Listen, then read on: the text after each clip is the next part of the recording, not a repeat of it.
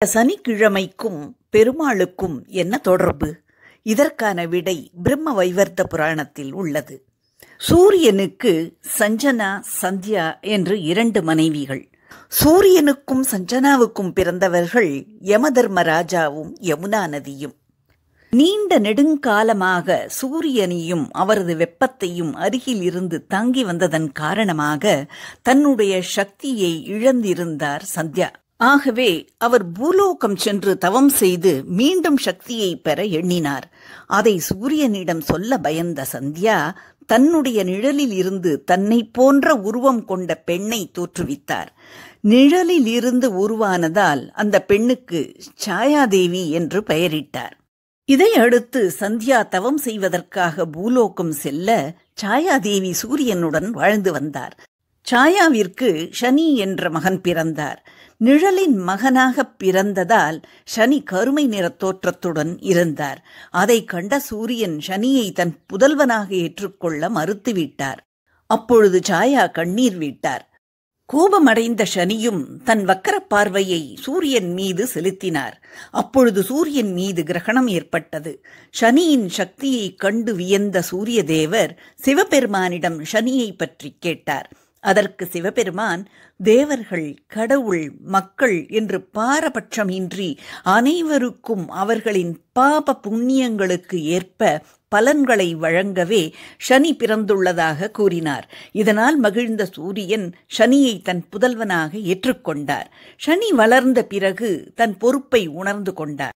பாரபட்சமின்றி நீதி வழங்க பந்த பாசங்களை துறக்க வேண்டும் என்பதால் சனி தன் பெற்றோரை பிரிந்து சென்று சனிலோகத்தில் வாழத் தொடங்கினார்.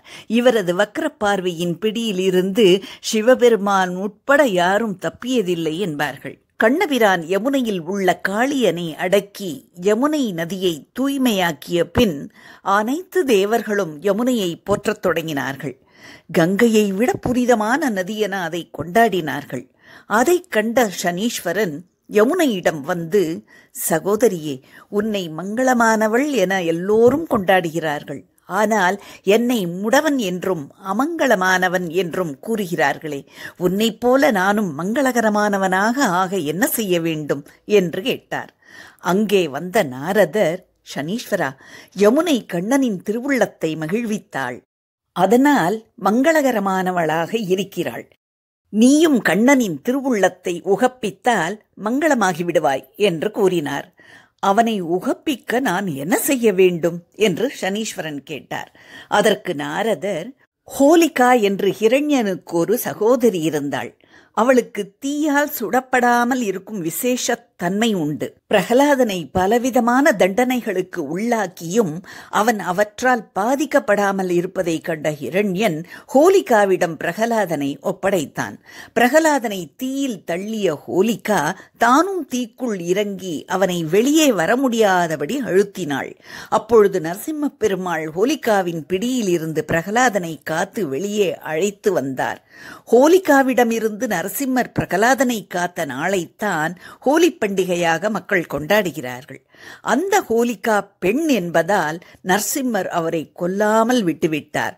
இப்பொழுது அவள் தன் சகோதரனான ஹிரண்யனை கொன்ற திருமாலை பழிவாங்க துடித்துக் கொண்டிருக்கிறாள். திருமால் கண்ணனாக அவதாரம் செய்ததை அறிந்து கோகுலத்திற்கு அவள் வந்துவிட்டாள். நாளை ஹோலி பண்டிகை. தன்னிடம் இருந்து பிரகலாதனை நரசிம்மர் காத்த நாளான ஹோலி பண்டிகை அன்று கண்ணனையும் அவன் தோழர்களையும் தீக்கிரையாக்கி பழி தீர்க்க திட்டம் தீட்டியிருக்கிறாள். சனீஸ்வரா, நீ அந்த ஹோலிகாவை கண்டறிந்து அவளை எரித்து சாம்பலாக்கிவிட்டால் கண்ணனை மகிழ்விக்கலாம் அல்லவா? அவன் அருளை பெறலாம் அல்லவா? நீயும் மங்களகரமாக ஆகலாம் என்றார். அடுத்த நாள் ஹோலி பண்டிகையும் வந்தது. கண்ணனும் அவன் தோழர்களும் பெரிய பெரிய கொள்ளிக்கட்டைகளை ஒன்றன் மேல் ஒன்றாக அடுக்கி வைத்து நரசிம்மர் மற்றும் பிரகலாதனின் திருநாமங்களை பாடி ஹோலிகாவின் கொடும்பாவியை எரித்து ஹோலி பண்டிகையை கொண்டாடி கொண்டிருந்தார்கள். அந்த கொள்ளிக்கட்டைகளுக்குள் ஹோலிகா ஒளிந்திருந்தாள். தீ மூட்டப்பட்டவுடன் கண்ணனையும் அவன் தோழர்களையும் உள்ளே இழுத்து விட வேண்டும் என்று எண்ணிய அவள் மேல் சனீஸ்வரன் தன் பார்வையை செலுத்தினான். சனி பார்வை பட்டவுடனேயே ஹோலிகா தன் சக்திகள் அனைத்தையும் இழந்து விட்டாள். கண்ணன் தீ மூட்டினான். அத்தீயில் ஹோலிகா எரிந்து சாம்பலானாள். நாரதர் சனீஸ்வரனை கண்ணனிடம் அழைத்துச் சென்று நடந்தவற்றை விவரித்தார். அப்பொழுது சனீஸ்வரனது தொண்டுக்கு மனமுகந்த கண்ணன், சனீஸ்வரா, நீ இனிமேல் மங்களமானவனாக திகழ்வாய். உன் கிழமையான சனிக்கிழமையின் விடியற்காலை வேளை மிகவும் மங்களமானதாக கருதப்படும். அந்நாளின் திதியோ நட்சத்திரமோ எதுவாக இருந்தாலும் சனிக்கிழமையின் விடியற்காலை பொழுது மங்களமானதாகவே கருதப்படும். கலியுகத்தில் நான் திருமலையில் மலையப்பனாக வந்து தோன்றுவேன்.